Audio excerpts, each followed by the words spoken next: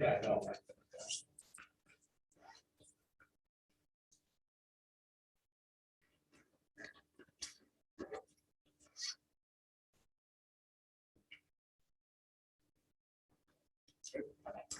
Mark, we're ready when you are.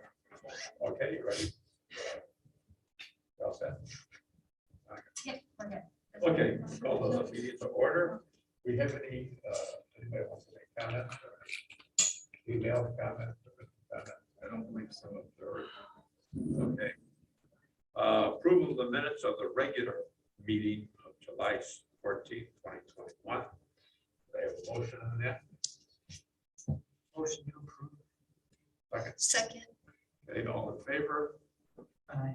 Aye. Okay, that passes 4-0.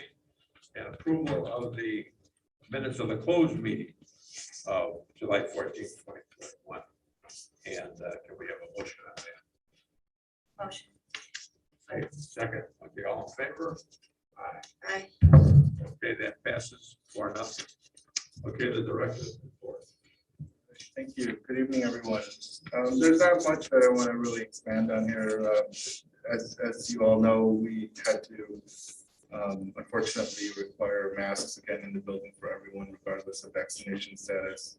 That's just based on local, state, and federal recommendations. So, it is what it is, and we hope that conditions will improve, of course, like everyone else. But so far, patrons have been very understanding, and but beyond that, our services still remain pretty much the same as what we had before.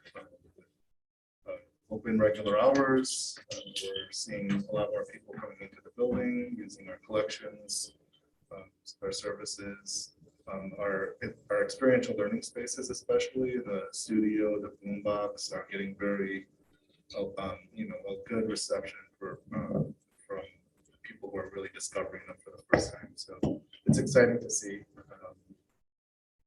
There's not much else I want to highlight here other than I want to note that on August 27th through the 29th, the Backlot Bash will be here right in front of the library on Oakton. And it's always a busy time, and we'll see how many people come out to it this year. I expect there to be large crowds. We're taking advantage of that time to really highlight all the changes in the library, and as we get more foot traffic in the building and people kind of walk around the area, we hope that they'll have some interactive experiences at different renovated spaces and highlights and throughout the building. So we're really excited about that weekend. The farmers market will also be in the west parking lot as it usually is on that weekend. So on a side note, I'm a part of the Rotary Club, and we'll have our pancake breakfast that Sunday morning. So if anyone, Laura is actually I have tickets too. on the board of the Rotary, so either one of us can provide you tickets to the pancake breakfast if you'd like, and so hope to see you out there. And that's about it. I didn't read the rest. Lira, 30% increase. On what basis? We weren't even open last year. So how are they saying you're going to charge 30%? I'll have to wait to see when they have the presentation of like what the insurance market looks like for liability, property insurance and all that. But I guess the market is just very hard right now, and Right. that's what we were hearing last year too. And thankfully, they asked us to budget for a considerable amount last year as well, if you remember. And then it ended up being maybe half, I want to say, of what they thought it would be, because they were able to negotiate and kind of look up for different options. But we'll see. In November we'll get the hard numbers. But they're just kind of preemptively giving us warning that there might be numbers that don't look too good. So If you haven't gotten your homeowner's policy yet, you might be surprised when you do. Yeah. Because it's also quite an increase. I hope to have a better explanation when they actually explain the conditions in the market. So like the night attend the meeting, so we'll be able to talk a little bit more about that. Yeah, we'll look look forward to hearing that because that is a substantial increase. Yeah, it is. It is. Any questions or comments? Okay, approval of the construction pay application number 20. Actually, sorry, Mark, Sure. can we go back to Sure. the director's report? Sure. So I was delighted to see that the library received the grant. Yes, yeah. And I was curious if you could share more about that and what the selection criteria were for these 3 libraries.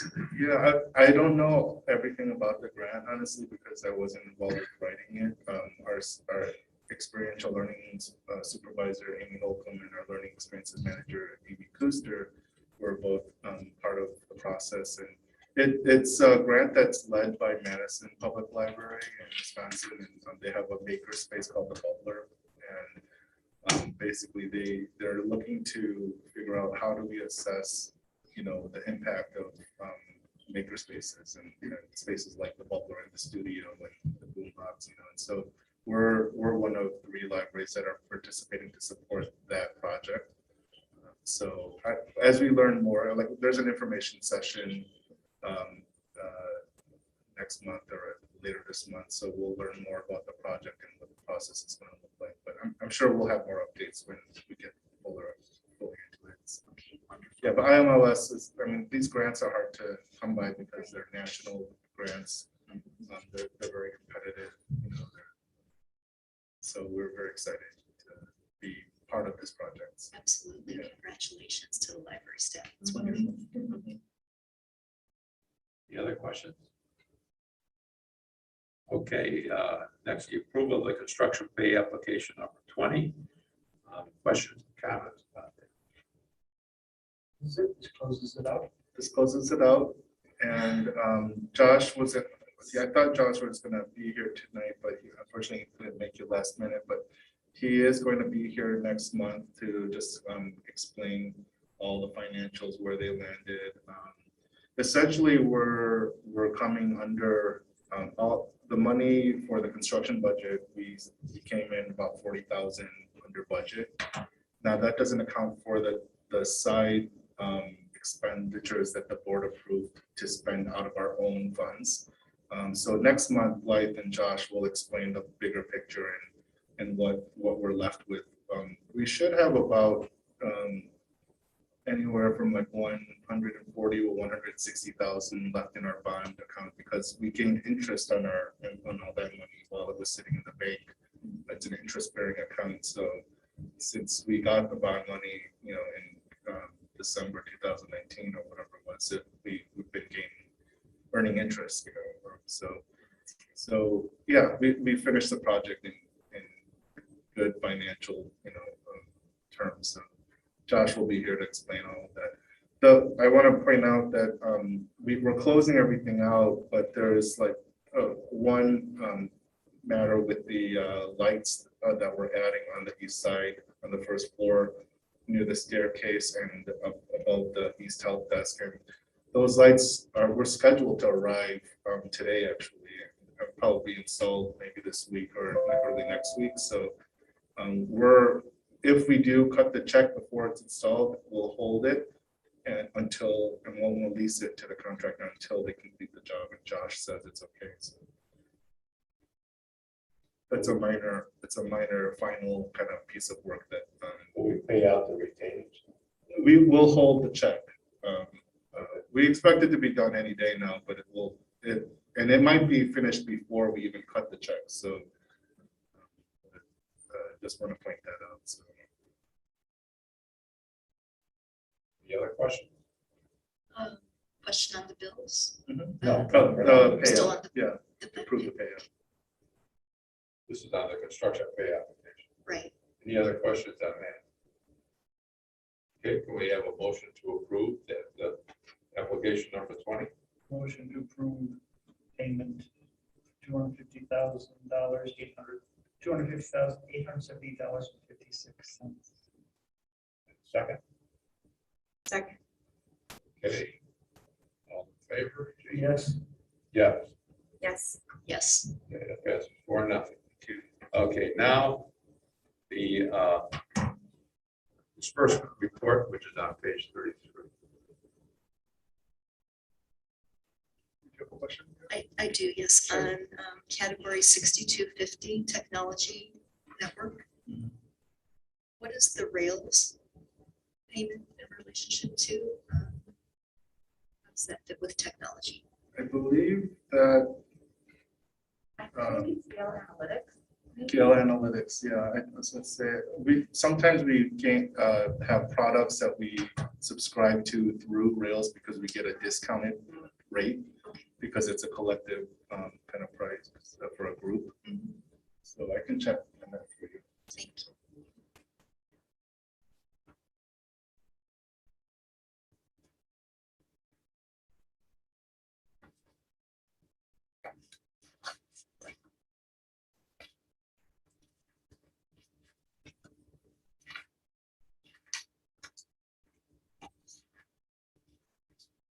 Yes, it's for Gale Analytics. Okay. It's a database that our data analyst uses, and it helps us kind of with our data analysis. Sure, thank you.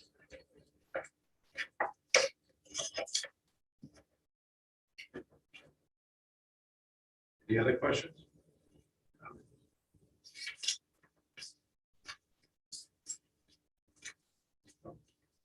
Okay, can I have a motion to approve the July 2021 disbursement report?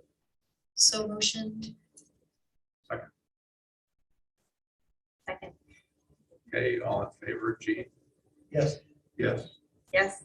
Yes, okay, that passes 4-0.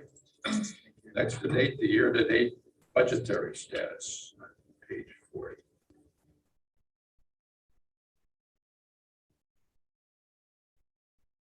Questions or comments on that?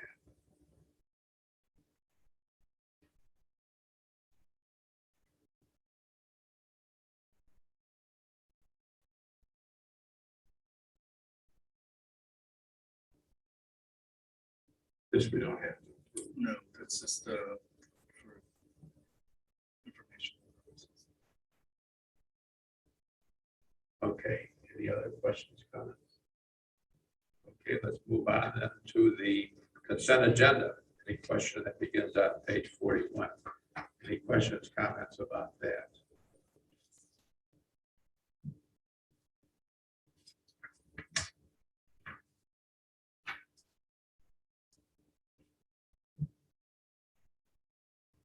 Have we gone ahead and made the change of the lawyers? Yes. Okay. And we're taking over our negotiations with the. Yes. Yes. And have you heard anything from the? Well, we heard of this, that the certification. came Right, through, right. But we haven't received anything. We haven't received No, any. no proposal yet. Is this a slightly different formatting of a financial statement? Should be the same. All right, thank you.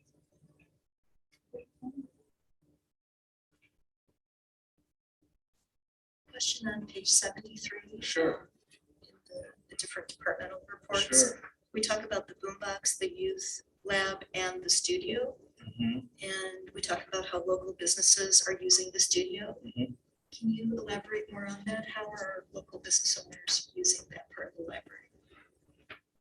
I know that, so we have a laser engraver, so there was I don't know if it was in here or in the quarterly report where there was an example of a local business who used a laser engraver to produce some kind of, I guess, some items for their business or promotional items. It's in, It wasn't here, actually. There's a reference to something. yeah, I believe it's in the quarterly report if I'm not mistaken, so.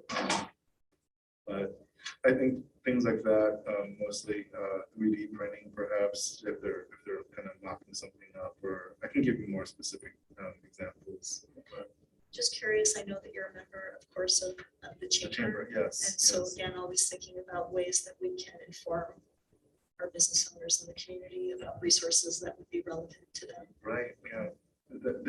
They had there was a chamber board meeting while I was on vacation, and I believe Laura and Nancy from Phillips gave tours, and Okay. But I was told that the response was really strong and Yeah. people loved seeing the studio especially. So We spent a lot of time in the studio. Oh, you did, okay. Yeah.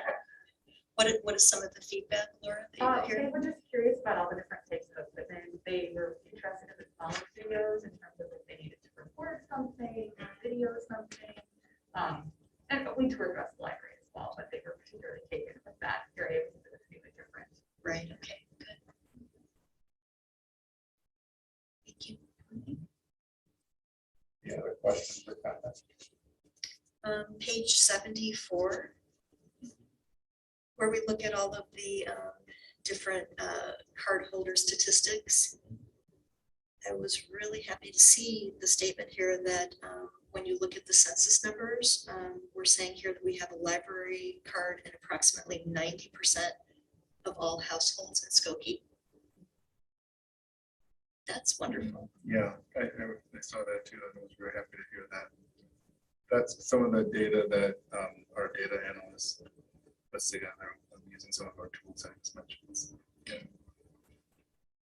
And you know, I have to say, I know we mentioned it before about data comparisons, that I really like how we've added in the 2019, 2018 Mhm. comparisons, because you can really see some of the trends.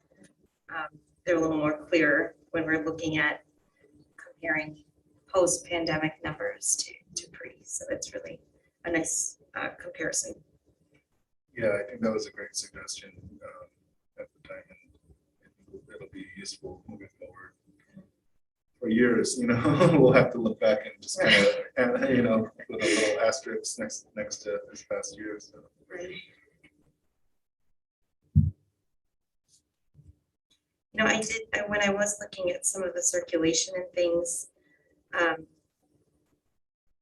you know, do you foresee how we might be able to get maybe some more of the physical circulation up in an upward trend back to where it kind of used to be? Like, what are some Yeah. initiatives maybe that are happening Yeah, in order to? our circulation is definitely, you know, picking up, obviously, from this past year. There was no place to go but up, you know, Right. given the pandemic conditions. But I think it's really a matter of foot traffic, honestly. Like, as we get more people in the building and a regular restore our gate count, Yeah. our collection numbers our circulation numbers will go up, I'm sure. Now, however, the thing I'm interested in seeing is what does the physical media circle look like, because circulation of DVDs especially was such a big part of our circulation before.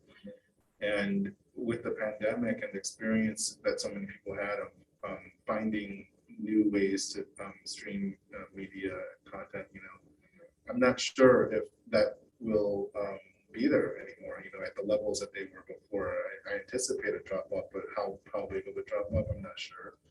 But we've known that this is going to happen We for prepared years, for you that. know, and yeah, we've With the talked about it renovation. with the renovation, and we know that at some point those DVD numbers are just going to kind of fall off, right?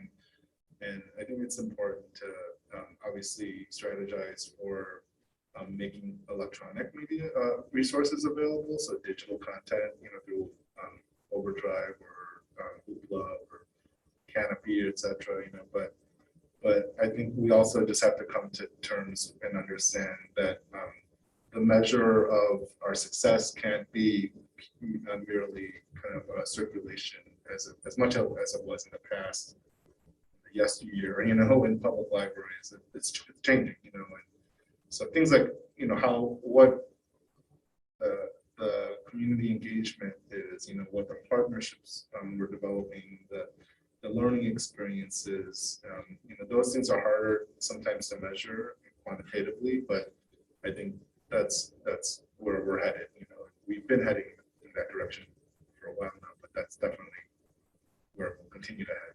And we can see the digital resources growing. Yes, yeah, Which we anticipated Right. also. And at the time we were planning the renovation, when we looked at the street, right, and we looked at the design, we anticipated that there would eventually be a drop off in the physical visual media that people were consuming. So right. And we intentionally placed the physical media content right.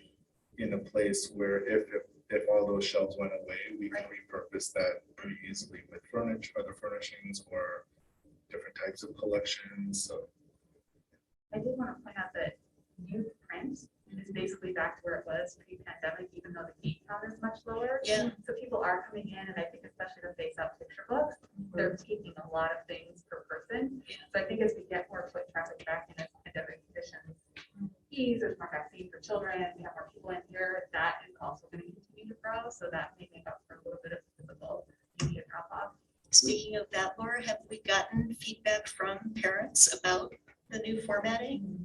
I mean, obviously people Lots of are enjoying positive it because the feedback. numbers are going up. Yeah. Yeah, lots of positive feedback and lots of kids being able to find things, so their parents don't necessarily have to hunt it down by spine. It's been great to see them all flipping through and finding their favorites. So, Very good. Yeah. yeah, it's been, as far as I can tell, we had one teacher who was a little apprehensive, and then once we showed her and she got in there, and she came back and said, oh, it is actually easier to find things. So Nice. it's really been overwhelmingly positive. So those circulation numbers that Laura's talking about we hope will surpass, what we saw Right. before, because it's much easier as a whole to browse through the collection, so. Just as, now that we're reopening and all these things, is there a way that we are going to solicit feedback in a more quantitative way from our patrons About, regarding the experiences? I know that we've been having, the tours, and we have a lot of discussion happening, a lot of really great conversations with our patrons, but maybe something a little more formalized. we have talked about that in the past. There are survey methods that libraries have used to, kind of a satisfaction type survey, where we invite people to comment, but also just rate, on a scale of 1 to 10, how satisfied they are, We can definitely talk to our communications and multimedia engagement department about that again. Yeah. I mean, I just would love to see some of the feedback, kind of in one spot about, Right. Maybe there are ways that we could rethink or repurpose, or maybe, something that really worked out great, like the books, facing outward, as opposed to in, just the spines, just things like that, that I think that might, we can get a better gauge of what the community needs might be when they're actually in this space. I like that idea, and I think that's something we can try to do in the immediate, future, but also something to think about once we find that we're back to kind of normal gate count levels, because there's still a bunch of people out in the community that haven't been back yet. Right. So, yeah, I think that's definitely something we could look at. I think I raised this in the past. Is there any way to capture the number of people who, through their computer, that visit the library? Because that to me is the functional equivalent of a visit to the library. Mhm. They're exploring through the collection we have for what they want. I can ask our communications manager to put together an updated version of the kind of our website metrics, and we do report, as you know, on social media kind of interaction. We can put something together on our website. Yeah, and I think that should be, even though it may not be the accepted way to measure libraries' success, accessibility. I really think times have changed. And the computer visits is just as important as running in the front door. Well, we are capturing, again, the digital data like Overdrive and Canopy and Hoopla. We've been capturing that for a long time. So people who've gone from consumption through a physical DVD, for example, now we know that they're using Canopy and Hoopla and things And like we- that, right? Yeah, and we also have web analytics through Google Analytics, so that's not going to be difficult to provide. Yeah. To Mark's point though, and to yours as well, I would love to see the data on the website and how many hits we're getting. We get some of that, as you said Yeah. already, but even a deeper dive, that would be wonderful. I'll ask Jane, our communications manager, to put something together. And I'd like to see it over time. Yeah, sure. If we start doing it, then we can track it just like we're tracking the standard way of measuring use of the library. Yeah, we can look at the website plus our online catalog of the opponents, because that's the primary tool that most of our users use online. So, Monica, if you can note on our to-do list. Anything else on the consent agenda?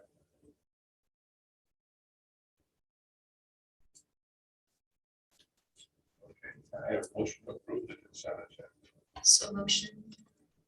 Second. Okay, all in favor? Aye. Aye. We're nothing. Okay, update on anticipated capital projects. So this is a something that I provide every 6 months, once before the tax levy discussion and once before the approval of the operating budget. So as you see in my memo, you know, there are some major projects obviously coming up in this current fiscal year if the board does approve the roofing proposal that's on the agenda this month. There's also an elevator upgrade that I would like to take on. I don't have more information about that other than, you know, it being mentioned in the building review. Next fiscal year, there are some major projects as well. There's the repavement project, and there's a couple of other elevator areas that we need to address. And then there's the third floor, which is something that I think perhaps we don't have to discuss tonight, unless you want to, but maybe with a full board. That's a big topic, I think, that we need to discuss is how much do we want to take on? You know, what the timeline might look like for that work. How do we want to phase it over a certain number of, you know, Well, what years? type of work do you have in mind? So the carpeting is original to the third floor, you know, which is, it's over 20 years now. So it doesn't look good, you know, and some parts are worse than others, of course. And the lighting is not, you know, the updated lighting that we have in public spaces now. And the ceiling tiles need to be replaced. The layout of the third floor, I don't think I would change anything, you know, maybe some work in the restrooms and how they're configured, but the layout we can work with, you know, so I don't anticipate needing to do like a major kind of rearranging of rooms or anything. But all of office furniture, the desks, the file cabinets, all of that are original to the third floor as well. And though they're functional, you know, that we have some laminate that's peeling and just not the most, you know, most functional given how people work these days, you know. So if possible, I would like to tackle some changes related to like the arrangement of furniture. The way people work these days is different, obviously, you know, with some people working remote, some people kind of needing their own desk, some people needing meeting room spaces to meet with other colleagues. We've tried to kind of just do a little bit of that here and there, just as much as possible without making big expensive changes so far. But, you know, I think a holistic kind of approach or plan at least would be. When do you plan on doing this by year? Well, I don't have a plan right now. I think that's what I mean. I think this is a conversation that needs to happen, you know, whether now or next month or in the next few months, you know. But I don't anticipate needing to do anything in this current fiscal year, but if we can plan to start the conversation and have some kind of plan for work that starts perhaps in fiscal year 2023 and maybe carries on. When does that begin? May of next year. Well, the only thing I'm looking at here is we've got a big project next year. 1.7 million. We have a good project this year.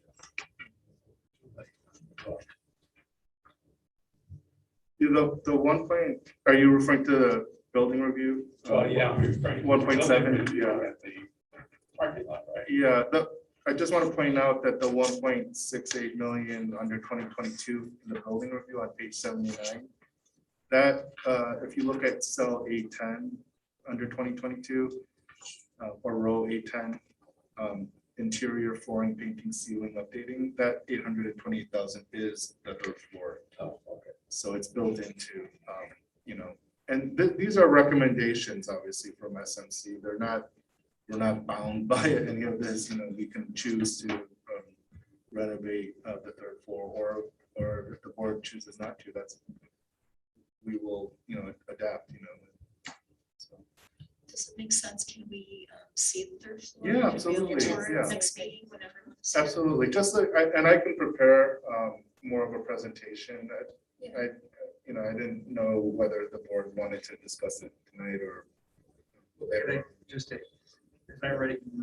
Planning on getting an architect or something? I think that especially if, like, considering the lighting changes and the ceiling tile. No, I'm not disagreeing. Yeah. I think actually, if you're bringing in an architect, you should have a discussion, talk with staff about how, as you say, workspace is being used differently now. Yeah. This would be the time. Yeah. Different meeting space versus workspace and open space versus, you know, the opening of the windows again. Now would seem to be a time to have discussion with, you know, what Berman did with the space here is significant. That would seem to be the, if you've got an architect anyway, that would seem to be the time to have the discussion. Yeah. Rather than saying we're not going to move walls. Exactly, yeah, I that's just kind of my feeling that won't be necessary, those types of changes, but you're right, we haven't had that full exploration yet with an architect. So, Or with the staff. I don't know if you talked Right. with them. we haven't really had, and we were so focused on the first and second. You know, floor. I get it. I'm just saying. Yeah. Going forward, I want to hear what I will- staff. Yeah, I will mention, now that, you know, I remember when we did the master plan for the entire building, basically, the focus was on the first and second floors. But there was like one page where he mentioned the third floor, and he did draw up like basically like a very preliminary idea of how that might look, and with some minor changes, you know, connecting a couple of rooms and reconfiguring the restrooms and that kind of thing. And so, but that was very preliminary. I wouldn't, we'll go back to that right away. I think we need to have a full discussion and exploration. That's pre-pandemic, so. Right. That was pre-pandemic, yeah. And, you know, we had a number of very, very expensive projects. Very well done.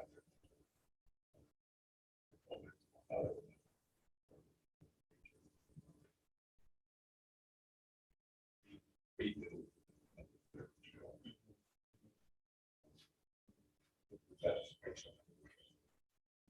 Yeah, we can definitely, I hear what you're saying, Mark. Sure. Denise?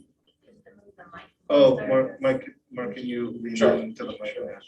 Yeah, I hear what you're saying, Mark, and I don't disagree. I think that it's good to approach this topic cautiously, thoughtfully, and come up with a plan of what this looks like. Like I said, we chose to do the first and second floor all in one shot, basically.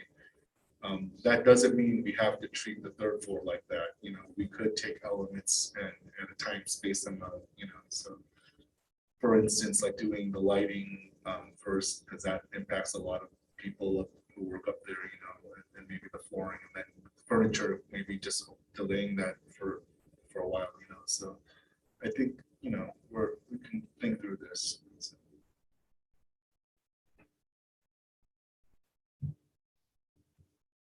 Any other questions or comments on the capital project? We don't have to approve it. No, this is just for your information. I just want to point out something on page 78, the spreadsheet that I provided. That at the bottom, where it's not highlighted, I noted there that those items are just the technology related potential projects related to technology. And then the following page on 78, that's the larger spreadsheet from SMC, the building review. And that stuff is mostly related to the physical facility of the buildings and grounds. So I didn't include all of the building stuff on page 78 because at the bottom, because it would just be, duplicating the information. That's clear. Where did these, the technology pieces, was that? That's just that through came from? assessment of what our needs are based on our conversations with our IT manager and his staff. A lot of those expenses also, I'll point out, for the smaller expenditures, relatively speaking, of course, those are often taken out of our technology operating budget in any given year. So it's not always taken out of, our reserve fund or anything like that. It's actually, it rarely is, I would say. So do you foresee these coming out of then the technology? Either the technology or our capital line in our operating budget. These are not the type of large expenditures that need to be where we need to utilize our reserve fund.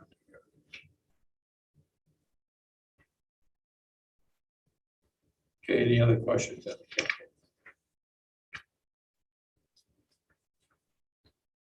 we'll move on to the discussion of the 2021 tax levy. Yeah, this is also just for your information. This month, decision on the tax levy is not needed until next month.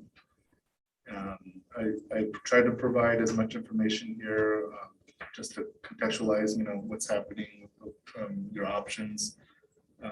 Just like last year, I presented here a flat 0% levy, a 1% levy increase, and also a 1% decrease just for your information, although I don't recommend that.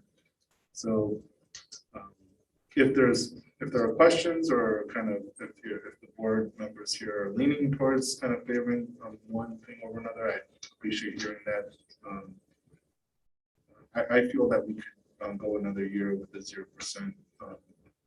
I will support Stay that. flat, Yeah. Just, it's been a lot. yeah. We can absorb that, I believe, and Because we've what you're managed saying our here, funds very well Yeah. over the years and conservatively spent this past year, especially in. and you're showing here a potential 1% increase would yield about 134,000 in revenue. Which, given our excellent management of resources, I'm sure we can move that up. in other It's not places in the absolutely budget. crucial right now. Exactly, so yeah, 0%. Yeah. That's important. So like I said, we'll bring this to the board for approval next month, but if you have any questions along the way between now and then, please just let me know, and Blythe and I will work on crunching some more numbers if you'd like. I do have a question for you about tax collection. Mhm. So everyone here is probably aware, we have not gotten our second installment tax bill, right? They're still, I guess, doing assessment and all of that. And so I'm just curious, I've checked the website of Cook County Treasurer and I don't see when that's going to be coming. Blythe has an update. You do, I Blythe, thank know, you. very close.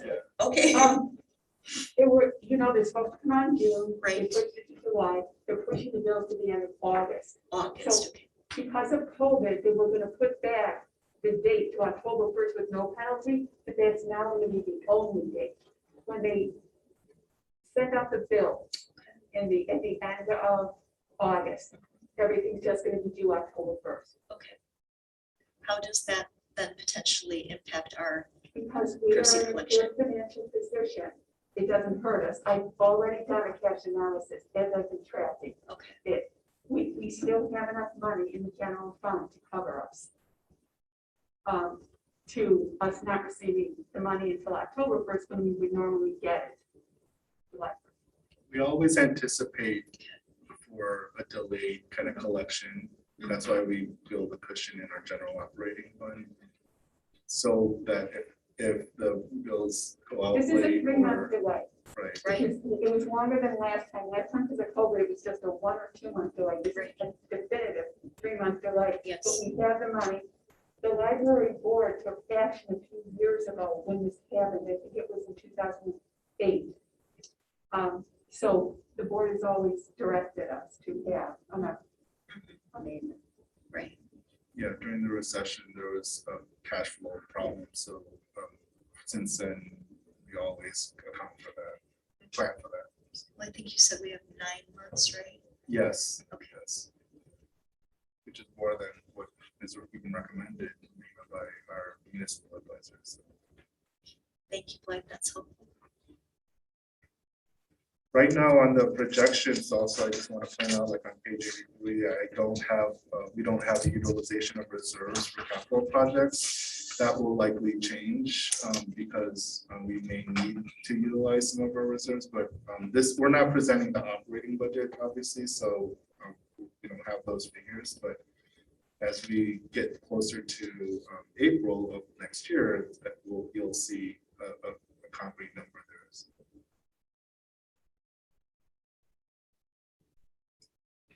Any questions or comments on the web?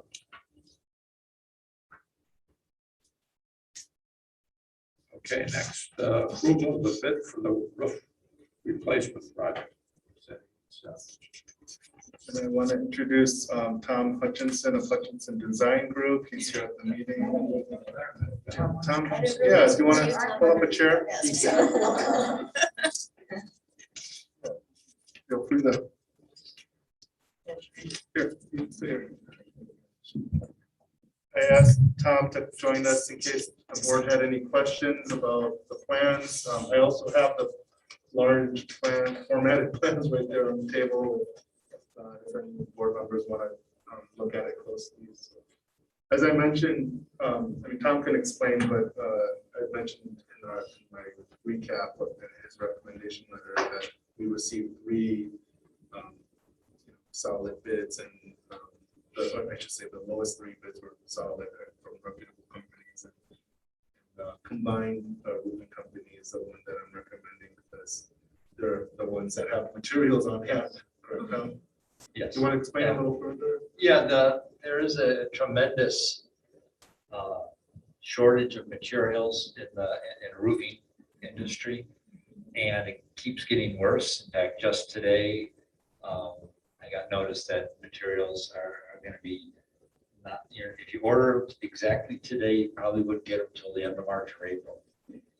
And that's across the country. In fact, I have a project in California. They took a long time to award it. Now the contractor says you're kind of out of luck.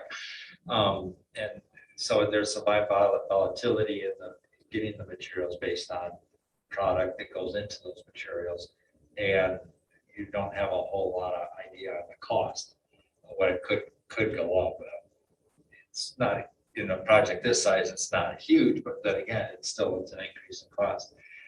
Combined roofing was a successful bidder on a project that actually I had, very large, upwards of $6 million. And the owner, anticipating the shortages, said, go ahead, place your orders. We'll cover costs for preparation of shop drawings and materials, get it all going. And then the school board decided to put that off a year. So they combined went ahead knowing that there was this pending shortage. It was still short as that to purchase the material. So they have the materials stored in their warehouse. And so that gave them the ability to let us know that they have the material, they can go. So we're getting somebody else's material. Yes. Okay. And I chuckled, the school board, I talked to the gentleman the other day and he said they're getting a lot of COVID money. Don't ask me how or why, but they're submitting for more. And he says, well, yeah, we still might be able to do that project this year. I said, your material's already spoken for. I didn't say that to him, but I was thinking, because before Rich and I talked, we made sure that combined, at least until this meeting, had that material set aside for no other project but for this one. So they do have all the materials in hand. I mean, they might need some adhesives here and there, but the bulk of the big material, which is the area that's leaking, actually, it's for the original building down there. So if we would approve it today, the process would be we would issue a letter of intent tomorrow to them so they can get their insurance and their bonds going. At the same time, we would prepare a contract and send it to Richard to have reviewed by the attorneys. And they would start to get things organized. They would make sure they had everything organized. There's a couple other sub trades that we have There's some minor tuck pointing we're doing above the roof areas and the sealant joints, the precast above the roof. We don't want to put a new roof and have the walls leak. There is also some plumbing work, so they'll be ordering those drains, aluminum composite panels, that takes a while, and sheet metal. So they'll be getting all that organized and going, and they would most likely start on the top roof and then work your way down. Once they have a firm date of the membrane, then they can start tearing off on the bottom. The bottom roof, the original roof there is a coal tar pitch roof, which is old world material, it's dead level. The thing is that on a day like today, especially by 7 in the morning, you could probably pick it up and it'd be all like Turkish taffy. And you'll see the guys here looking out the windows that all have long pants, long sleeve shirts, and a lot of times I'll have makeup on. The coal tar pitch burns, like especially if it gets into your joints here. So those look funny because they take the makeup powder and put it all over because it protects those joints. But that's, it would, now we can't, if it snows November 6 inches and freezes, there's work through those, but they do have all the materials in the manpower, and school work is slowing, finishing up. So it's actually a good time. Did combined, I can't remember if we talked about this, but did combined roofing firm, they have the crews to do the work? Yes, I talked to JJ, or the president of the company today before coming here to verify that you don't make me look bad by not showing up here, but yes, they do have the people ready to go. So Tom, just a few questions about the material specifically. Reading the report here, it says that these are insulation materials that this firm has. Yes. What about all the other materials that would be needed for a roofing project of this size? The other materials that would be involved in here are the adhesives for the insulation. It'll look blue if you're ever up there seeing it. It's blue. That's not readily available, but not a super long lead time. They do have to order the membrane material, and that's not so far out there for that. So they do. They can get it before. Yes, yeah. He actually has pre-placed the orders. Oh, He can always cancel them, but he's got it all in, so it's in the line. Okay. So So he's, a roof like this obviously is not like a house where you have shingles, so you have membrane, you have insulation, adhesive, membrane. What other materials are? yeah, the main roof, they're gonna tear it off, they're gonna put a vapor retarder on. That allows them to get rid of all the other old materials walking over a vapor retarder in case that gets damaged as a vapor retarder. Get all that stuff, then they'll have to raise the roof edges because we're adding tapered insulation. Now the water won't sit there, it'll go to the drain. It'll be warmer down there in the winter. We're adding, a substantial amount of tapered insulation. Then the insulation goes down in adhesive, and I call for a full splatter foam, which means full, they spray it out and covers. And again, if you're watching, biggest thing with spray foam is making sure that the two pieces you're gluing are adhered to each other. And to do that, they put 35-pound weights in each corner and one in the middle. So if you go up there, you'll see all these hundreds of cans of, basically 5-gallon pails with water. It's easy to get rid of it. And that's to make sure it's a contact. Then there's the last piece of material on there is a cover board. Now, and that enhances the wind uplift of it as well as foot traffic. Because over time, this roof is going to last over 30 years. As people walk, they put their heel down first, and the cover board is going to protect the insulation, crushing, and protect that bond on the membrane. So the cover board is readily available? Yes, yes. And then they'll put the membrane on, and then we strip it in, cover the lap seams up as an enhancement. They clean it first, and that cleaning material, just in case you see it, it turns a little yellow. And so after they put the black strip, you'll see sometimes the yellow stuff, and it dissipates over. It wears a little bit. But sometimes people say, oh, I see all that looks like blue down there. Well, it is blue, that's the. Get away. So I see the timeline here says September through October for construction, and then potentially some work in November, and it says final by December 1st. Yeah, it'll probably go to into December for the construction work. And it's all, again, a little bit up in there. But it'll go a little farther, but they can get it done this year. Are there any concerns if it is delayed into November, December with the, uncertain weather patterns that Yeah, we're all experiencing? the biggest concern is if it snows Mhm. and like the worst snow could be like a 6-inch wet snow and then a deep freeze, because then that snow becomes ice. Right, And if it's just regular snow, it'll melt off. But if it's that ice, then everything kind of comes to a screeching halt. But it depends where they're at. If they have the old roof removed, because there's no insulation, the heat of the building will melt it, as well as the black surface. So it all depends kind of where they're at, but you could get locked up, and it all depends, because sometimes, we get an early snow and it all melts away. Other years we get, nothing. For this project, I think you mentioned that they start from the top and come down. For this project, because of our concern with the original roof, does it make sense, or is it even possible to start with the original roof? I think they would.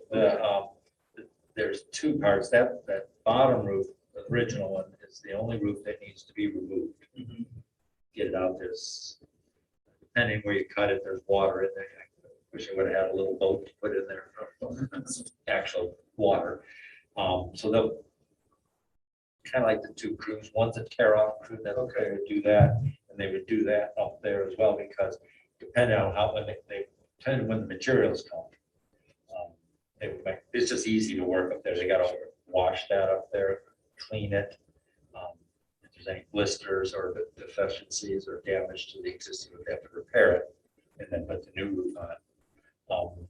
Right away, we get the landscaper out to clean up the garden roof, trim some of those trees way back that we have overhanging roofs up there. And the board mentioned that they were hoping to provide something for the employees, so we have some planters in the project for that employee area that they can plant vegetables in if they want to. Whatever you'd like to plant it, but they're made for the employees to use. Okay, I have a couple of questions. Sure. First, what damage could potentially be done if we waited a year?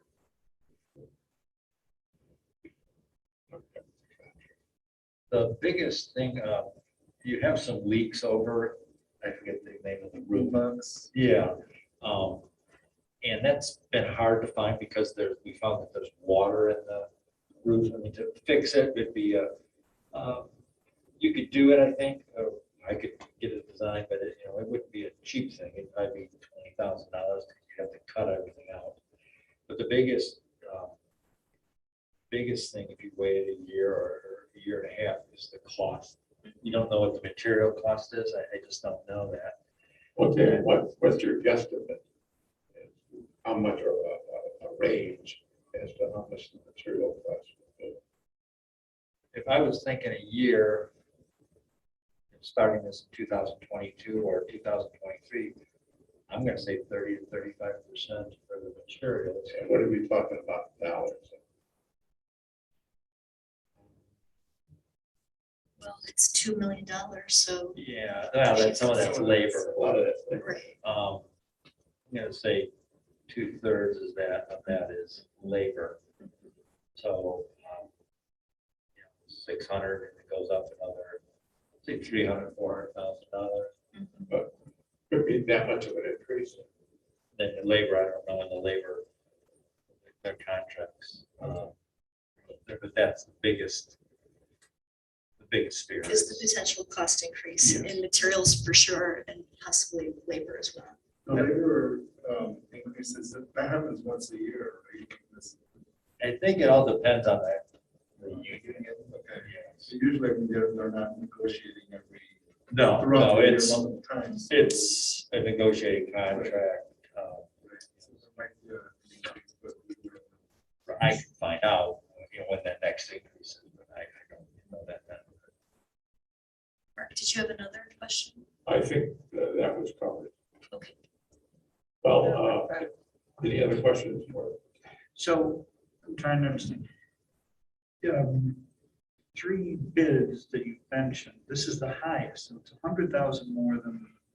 It's the highest of the bottom. three. Right, and 200,000 more than the lowest, 234,000. but they're all doing the same work. So how do they justify 200,000 more? It's a proverbial question. Sometimes you can get a range of, $700,000-800,000. It's just how different people look at it. The low, we asked all the low bidders, all 3. The first question you ask is, do you have everything? Is it all covered? Do you have the plumbing and all this other work? And they all said yes. And sometimes they don't find out, they say they got it, they don't find out what that is until they get into it. Some of them may have marked up materials 15%, somebody else may have done it 10. Somebody said maybe we want, it's a big job, we need to make some money on this, so we're gonna have 20% profit, somebody else might have 17. Little things like that, you just And don't. it seems like if the other 2 don't have the materials, they need to mark it up even more. And they're gonna have to pay more. Well, Oh, yes and no, you're right, they can't, they were hoping that maybe you'd wait a year. But then. So they're not guaranteed to do this. Oh, right no, away. they would, since they don't know the price, they would come back Right, because to the you market's so and say, volatile. and that's even hard in new construction because Right. people are, new construction's out 2 years. So there's a lot of attorneys now getting involved in all these contracts.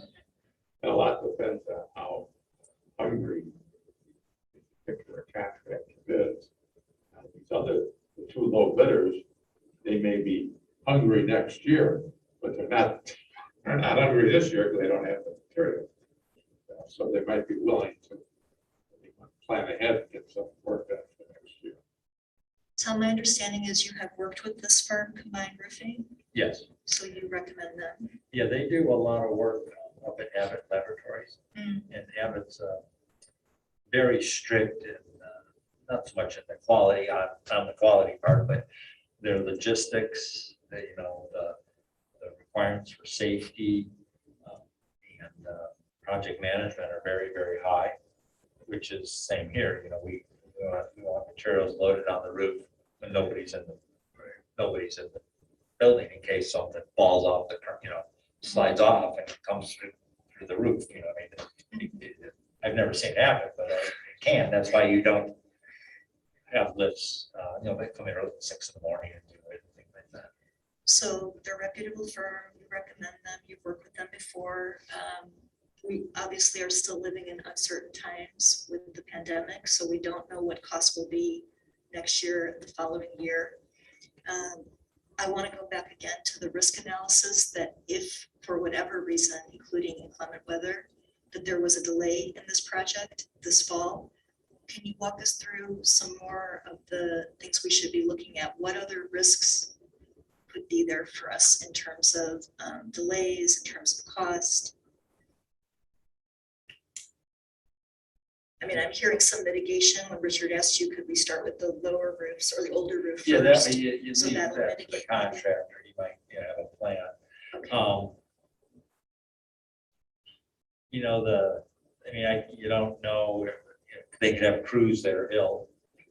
Last fall, we had, the government was paying people more on unemployment than they could make working. That was a challenge for contract, how do you combat that, So that could be a risk if they do something like that again. To make more than $120 an hour, their bill will or $90 they get, it's tough to argue.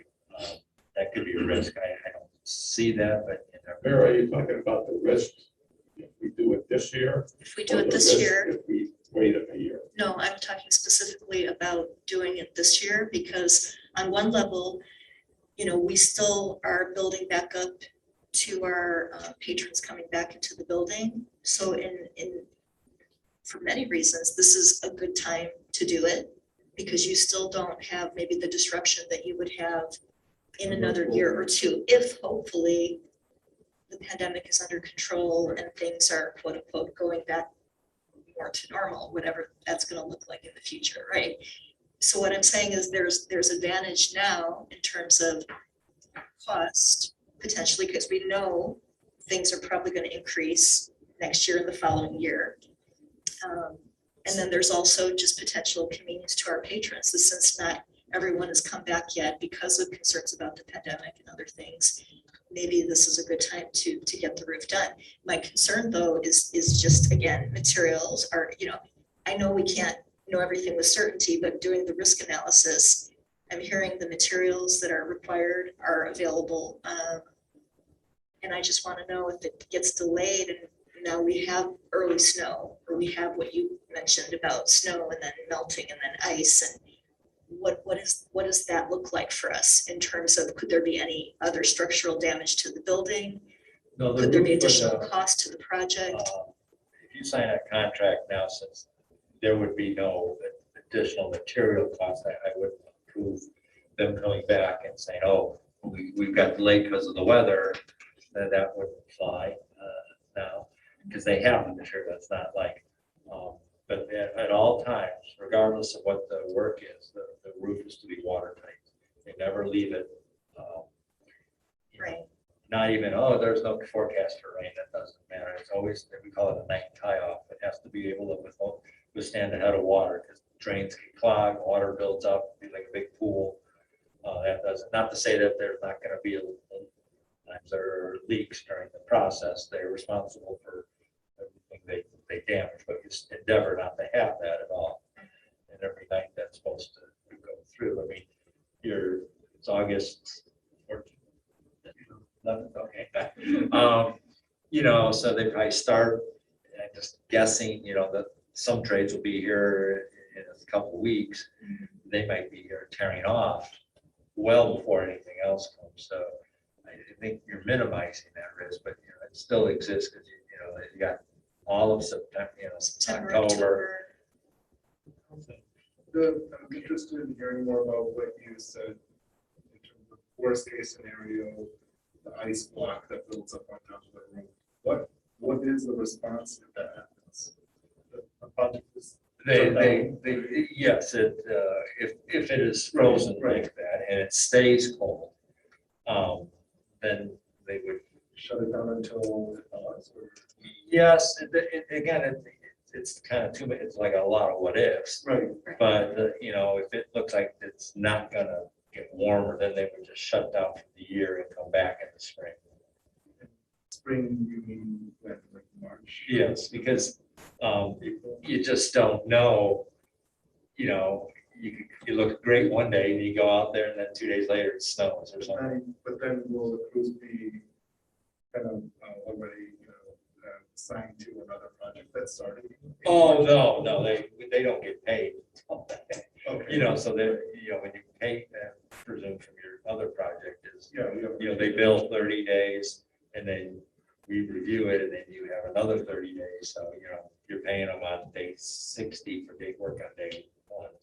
So what I'm hearing then, and correct me if I'm wrong, is if we start the project now with combined, and even if we hit a disastrous scenario with weather, and that project is halted and it continues in March or April, it's at worst essentially like what we would get with Anthony and the other company by starting that work. Well, now with the new thing, they may not even have the material then. Right, so like at worst, it would be even maybe better than the timing of what we would get by delaying the project. By the team list. Exactly, and I probably should have asked them, before coming here. I didn't think there'd be a scheduling question, so I didn't ask them that. No, that's okay. I just want to understand. They know it's important. What happens in the worst case scenario. And then also your firm's involvement, would your firm be here supervising, make sure that everything is on time, that everything is on schedule? No, architects don't supervise, we observe.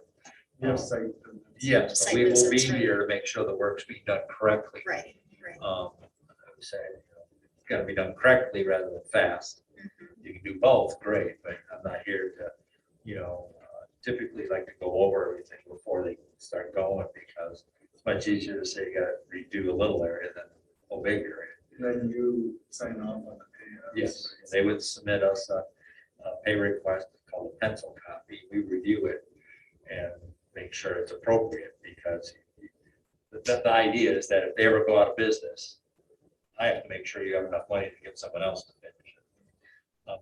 That's never happened, but I mean, that's the concept there. And we don't sign a pay request unless the work is done correctly. And one extra witness for me, you can always go back to the architect. You signed off on the pay request, but it's horrible. What were you thinking? So, and I've had to tell people, like, I'm not going to sign your pay request. Not very often, not these this kind of one, guys. yeah. But usually you work together.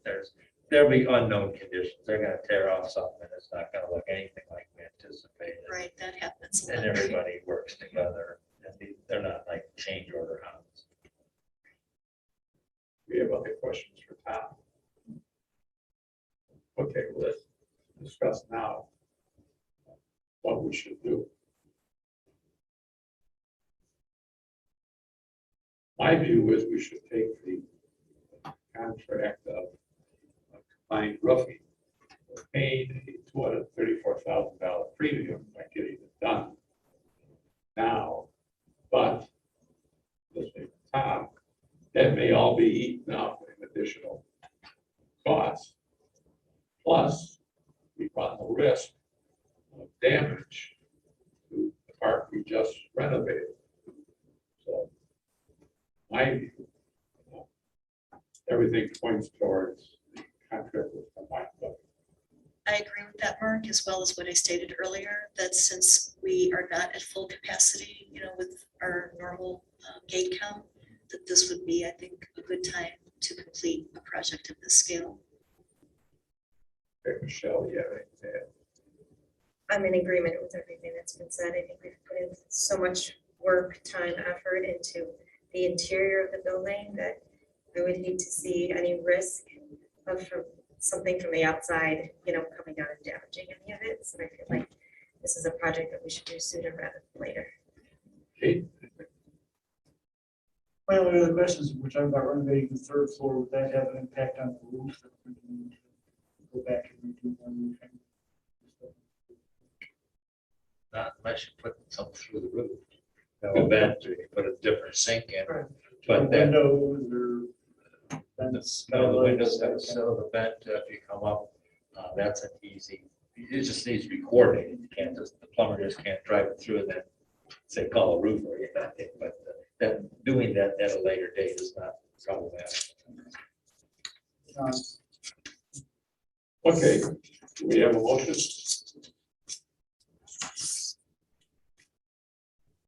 A motion to approve the contract with Combined Roofing Services in the amount of $2,138,000 to redo the roof. So motion, Mark. Okay, second. Second, Okay, for this money, Gene? Yes. Yes. yes. Yes. Okay, that passes 4-0. Right, Gillette? All right, thank you very much. Good questions. Thank you, Tom. Tom, It's, thank you very much for It's being a here. big, It's big very investment, and it'll last, I'm sure it'll last a long time, so. Thank At you least very 30, much. right? Thank you. Thank you. Tom. Okay, Have a nice evening. Thank you very You too. much. Have a good evening. Thank you. Bye now. Okay, next, 102. Approval of the amended operating budget. So because the board just approved the roofing project, in anticipation of that decision, Blythe and I think it's best to have an amended operating budget. So I explained what that means. And on page 103, you'll see the utilization of reserves for capital projects under the revenue section. 2.5 million now instead of 1 million. So we increased that to cover the cost of the roofing project and a little bit more just, in case. And And then on the expenditure side, you'll see capital expenditure for roofing project at the same amount, so. So we're taking the money out of it. Right, exactly. And this amendment is to approve taking the money out of the reserves and put it into our operating. Right, it's to say that we're appropriating or utilizing that money. That money. Right. Yeah, Exactly. okay. And then it'll be reflected in the amended line item budget at the bottom of that sheet on 104. You'll see capital roof project reserve funds in parentheses. Okay, anybody have any questions? or I comments? did have a question. So underneath, under expenditures with the capital roofing Mhm. project, and then underneath that is capital renovation for Mhm. 2 million. Mhm. Can you talk a little bit about that That's- second line? Yeah, the that, $2 million? that's just so this budget was initially approved back in April of this year. when Right. We weren't done with the renovation, so Mhm. we needed to appropriate that money, and account for that expenditure to complete the renovation project. So that's all bond money. I see. So that's still the interior. when we Yeah, were- yeah, that's the renovation finished project that yet. we're just. Got it. Yeah, exactly. So that 2 million is already, but we just finished paying all of that off So tonight, right? well, essentially. Okay. I mean, not all of it, but. But for the most part, Right, the big yes, chunk of it. Yes, exactly. Okay, thank The you. only thing that's really changing here is that like, the project.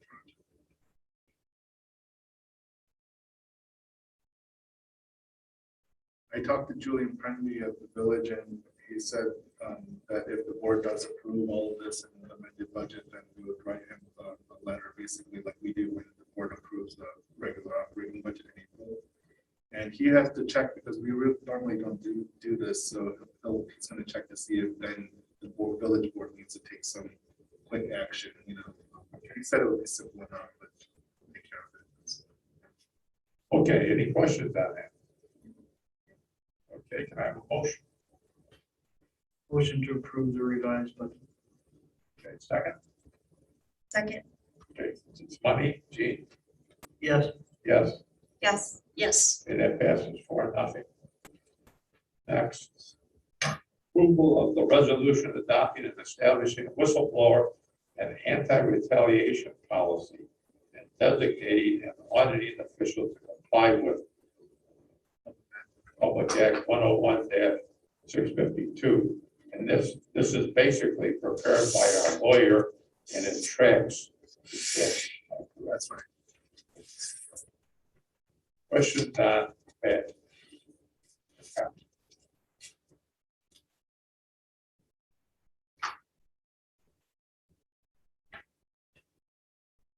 So I did have a question. In reading through the procedures,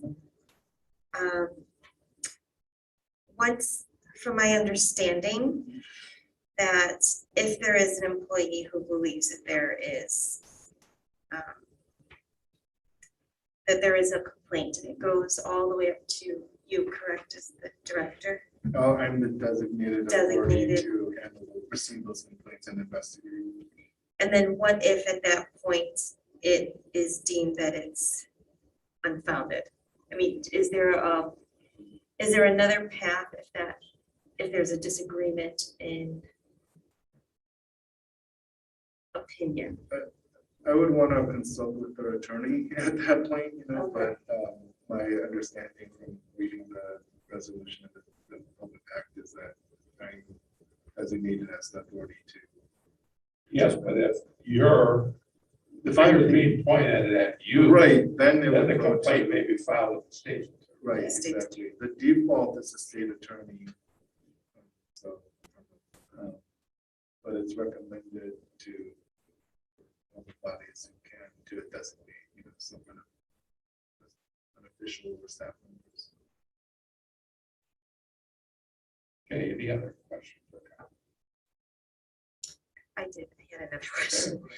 How will this information be relayed to the employees? So we have software that we use to push out any changes in our personnel code or different, you know, message that things that we want people to definitely read and sign off on, and so we would do that. And then we would do that basically every year as required by. And not only the employees, actually, you'll see this again next year because I need to notify the board and remind the board of this as well. Because it's officials and employees. I also want to mention to your last question, Laura is our alternate designated authority. So there has to be kind of a backup if I'm unable to or unavailable to serve in that capacity. So Okay. Thank you. Any other questions? Okay, can I have a motion? Motion to approve the policy. Second. Second. Okay, all in favor? G? Aye. Yes. Yes. Yes. Yes. Okay, that passes 4-0.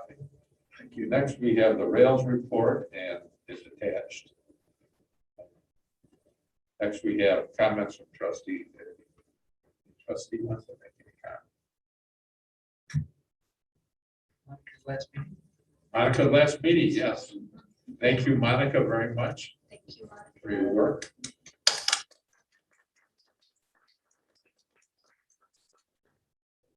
Especially helpful with all my many requests. I have your phone number memorized. Thank you very much. I appreciate it. Thank you for Yeah, all we your wish work. you We the wish you best. all the very best in your new endeavors. I wish I could say I'd be sad to not come to future board. My daughter was like, you should just join the board, then you can keep going to the meeting. Yeah, smart girl. There's always Zoom. They are open meetings. So you're always welcome to- I find myself with a lonely Wednesday night. Yeah. Right. exactly.